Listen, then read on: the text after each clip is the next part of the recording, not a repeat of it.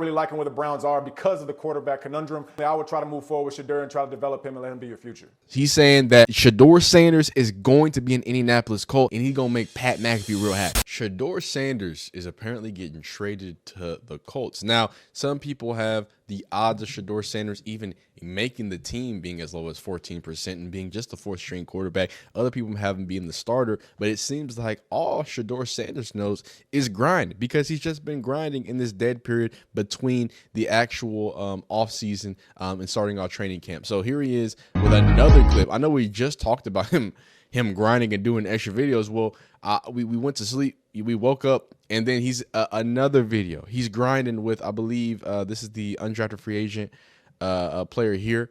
I got the other here. I think they're out in there. Gage Lavardan. There it is. Sanders been putting in that work together nonstop. Explains why they had such a good connection in camp. It'll even be better in a few weeks. So this is one of the receivers that he was connecting with in camp, in OTAs, in rookie training camp. They've been doing some work. Probably one of those deep balls, because I think the other dude was Thrash. I think Thrash got a lot of good vibes too. So this dude was also catching some balls from Shedeur Sanders and doing some big stuff. So they're grinding on the Sanders Ranch. But with all that being said, and we also have extra grind footage, we're going to get into that. With all that being said, how is there a real question about him being traded? Well, we start here with Polymarket, right? Now, if you're not familiar with Polymarket, they just they just do different odds of certain things, right? Right now, it says Joe Flacco is at 50%, which funny enough, I agree. I do agree that Joe Flacco probably should start. But then you go down, Kenny Pickett at 22%, Dylan Gabriel at 16%, and Shedeur at 14%. I will say that 16 and 14 is not that big of a deal. I don't think that's the biggest difference, right? That seems to just be based off of, right? If you ask me what the depth chart would be if no one played football, this is probably what I would give you, right? Because he was picked up and he has most experience. Kenny Pickett is a certified backup. Dylan Gabriel, we don't know what he is. He's a third round. Shedeur Sanders, they clearly didn't like him as much as Dylan Gabriel. So sure, if I just looked at it face value, that's what I would look at. But I'm not sure if this implies anything, because a lot of the rumblings we've been hearing, if this was true to the rumblings we've been hearing, this would be closer to the 30s or the high 20s, and there would be a real distance between here, or a distance with Kenny Pickett and Dylan Gabriel, because from what we heard from TJ Houshmandzadeh, right? Hope I said that right. Hey, Dylan Gabriel and Kenny Pickett are the guy. Some people say Joe Flacco's the guy. Over here in my comments, they say Shedeur Sanders is the guy. And hey, y'all know me. I don't want him to start week 1. I want him to rest, not get eaten by wolves, right? And then have the advantage as he goes, so he can have a long, fruitful NFL career. But other people see that differently. So I'm not even that mad at this. But what does having a long, fruitful career look like? Does it mean going to a different team, a team that is so desperate for an identity, that I think Shedeur Sanders can go ahead and fill that news? So let's hear it. So now, let's take this with a grain of salt. This is from Mr. Caleb Wilson. This is called motorcyclenews.net. Okay. So we got to be great. I'm not one of them AI channels that's just gonna say, do I have it down here? I know. Okay, I deleted the AI channel. I don't have it in here. But I'm not one of those AI channels that's just gonna lie to you, son. Right? I'm not gonna do it. Okay. This is probably not the most reputable source. This is just some rumors. But here are what the rumors say. Okay. Cleveland's quarterback conundrum. Oh yeah, this is written on ChatGPT. Oh. The Browns, always keeping us on our toes. They've got themselves quite the Gordian knot. I don't even know. I'm not even smart enough to understand what that is in the quarterback room these days. With Shedeur Sanders, a name that sends Colorado fans into a nostalgic reverie, finding himself competing in a stacked lineup, the whispers of trade wins have begun to stir. Sanders, who dazzled in his college days with a completion percentage over 65%, 70%, 71.3 to be exact, and an uncanny knack for last-minute heroics, might see his path to the starting job blocked by too many bodies in Cleveland. And that's just that's the big thing. Like, for as much as people want to act like Shedeur Sanders is bad, if he does, if we end up in a space where he doesn't make the team, can we be mad? Like, people are like, oh my God, he doesn't have first team reps. There's four. There's not three other quarterbacks. There's four other quarterbacks if you count Deshaun Watson, but three other quarterbacks. This is like a weird scenario. They had to change. If you go back and listen to Coach Stefanski altered the quarterback drills for what's it called? Not mini camp, but the mini OTA. I forget what the OTAs for OTAs to ensure that the quarterbacks got enough reps. So this is an unprecedented situation. But let me continue on. Uncanny knack for guy. Now, rumor has it there's chatter about the Colts being a potential landing spot. Could the Browns pull the trigger on a trade? I've got to say it's an intriguing possibility. Trade speculation gains momentum. There's nothing like a little bit of trade buzz to get the NFL rumor mill kicking into overdrive. US's Jonathan Adams has thrown a log on the fire. So this is the dude who's saying it. Jonathan Adams of BetUS. He's saying that Shedeur Sanders is going to be an Indianapolis Colt, and he's going to make Pat McAfee real happy. That's what he's saying. All right. He's thrown a log in the fire, suggesting that Sanders might be cut loose by the Browns. He poised a question that's been on many a Colts fan's mind. Is there really confidence in Anthony Richardson or Daniel Jones leading the Colts to glory? Now we're going to get there. Based on Richardson's injury-riddled past and Jones' hit-or-miss performances, it's a fair point. The thing is, Sanders represents the raw potential that teams dream of tapping into, though he's still a bit of a mystery at the pro level. Colts quarterback conundrum. Now, the Colts have the big issue here. Perplexing might be the Colts' middle name right now. Anthony Richardson, blessed with athletic prowess, bedeviled by injuries, raises eyebrows when it comes to his future as their franchise guy. Then there's Daniel Jones, fresh out of the Big Apple, seeking redemption in Indianapolis blue and white. Say what you will, but from what I can tell, his time with the Giants was marked by ups and downs. Inconsistency wasn't exactly his hallmark. Can Jones take the reins and run with them? Only time will tell. A potential shift in dynamics. Imagine the Colts making a play for Sanders. Things might get spicy. He'd bring a youthful burst of energy and a potential game changer to Indy. Picture Sanders versus Richardson versus Jones in a no-holds-barred. All right.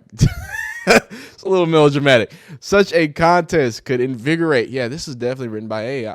Could invigorate the Colts. Perhaps even push them into playoff contention if one of them steps up. Remember back in 94 when quarterback competition like this defined season?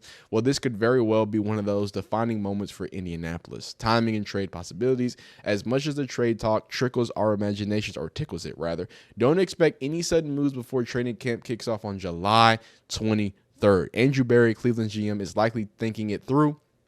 And he's not one to make impulsive decisions. He'll want to see Sanders up close in practice scrimmages before shaking things up. But with the Colts wrestling with their quarterback woes, the allure of Sanders might be too spicy to ignore for long. The sands of the NFL hourglass shift quickly. Wow. And the Sanders, okay, I can't. This is the sands of the NFL.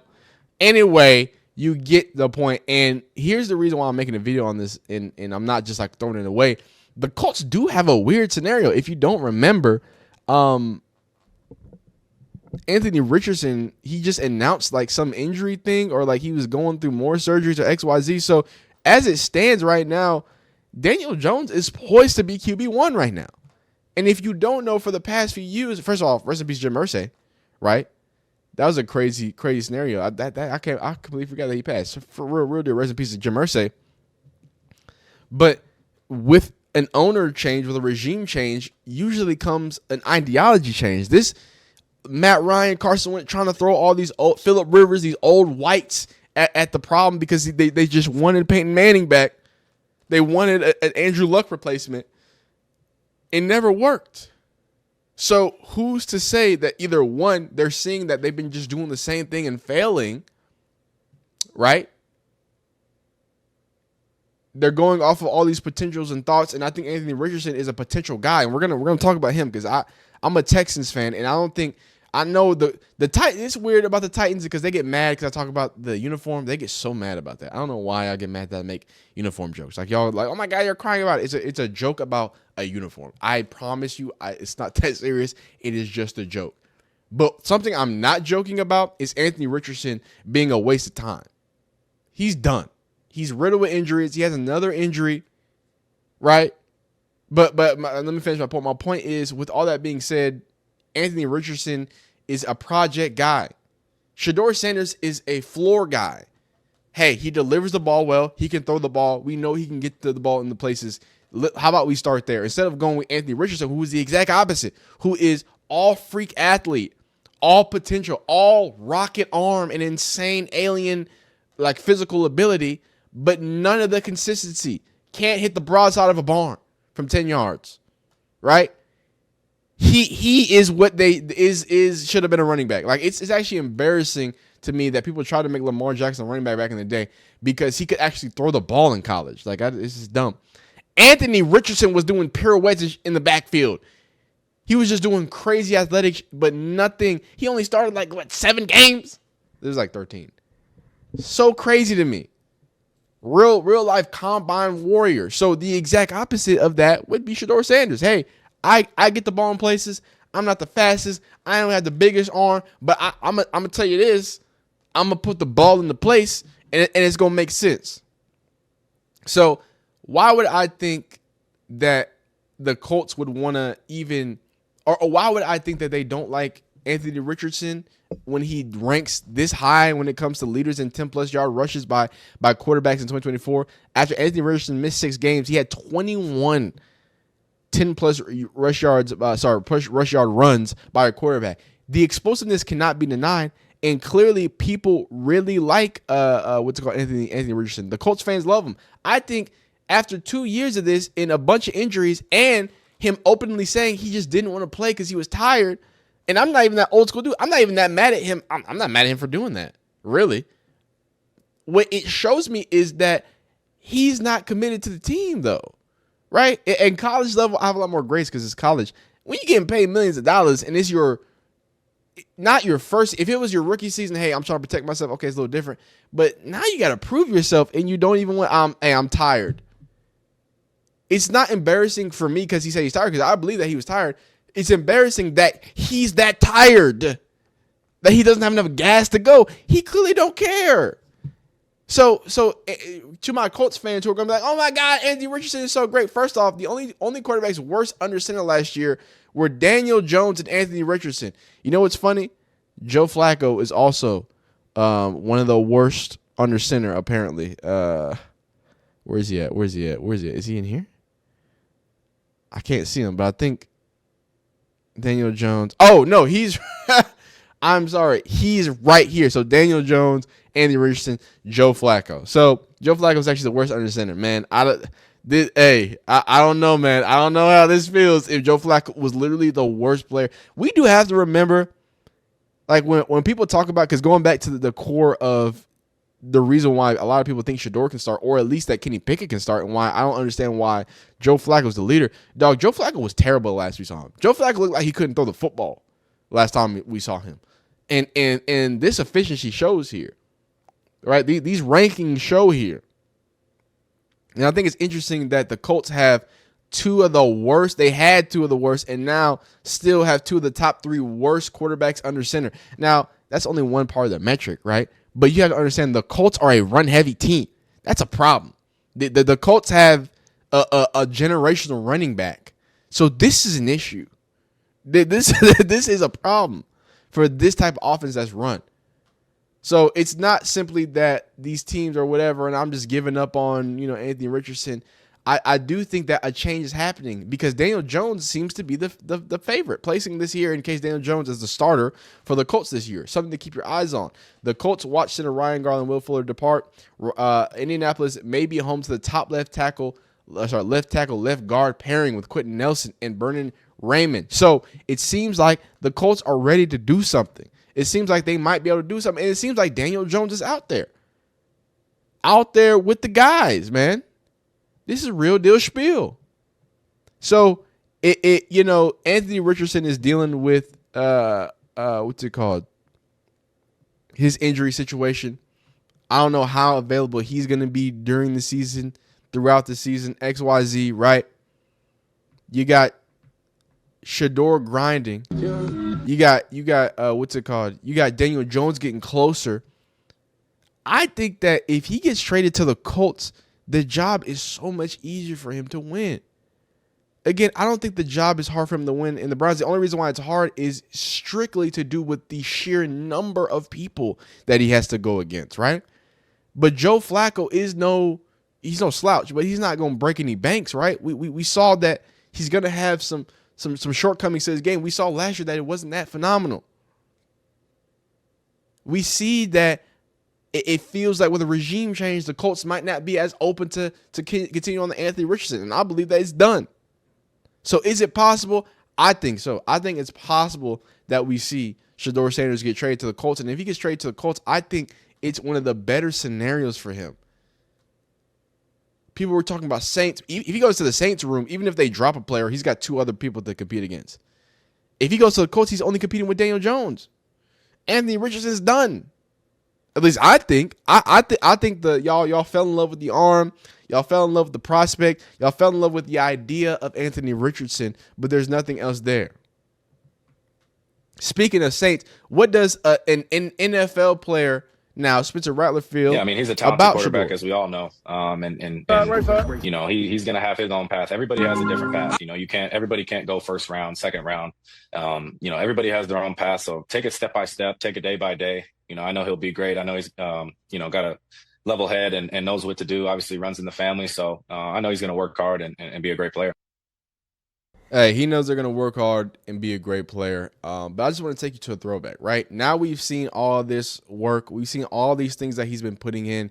And again, it's nothing new. This isn't just because he got drafted late or X, Y, Z. I'm going to take you back to this clip. Now, we'll probably do a separate video talking about this again. But I just think it's interesting to put, after all we're talking about him possibly being traded, him beating these people out, I want to hear what Chris Carter had to say back in the day. All right. So what happened with Shedeur Sanders? Well, a number of things happened. The number one thing that didn't happen was there was not a collusion message with the NFL owners. Okay, so here's the crazy part, Chris Carter, and we already made a video about it. The NFL literally got sued and admitted to colluding against players, specifically after the Deshaun Watson case.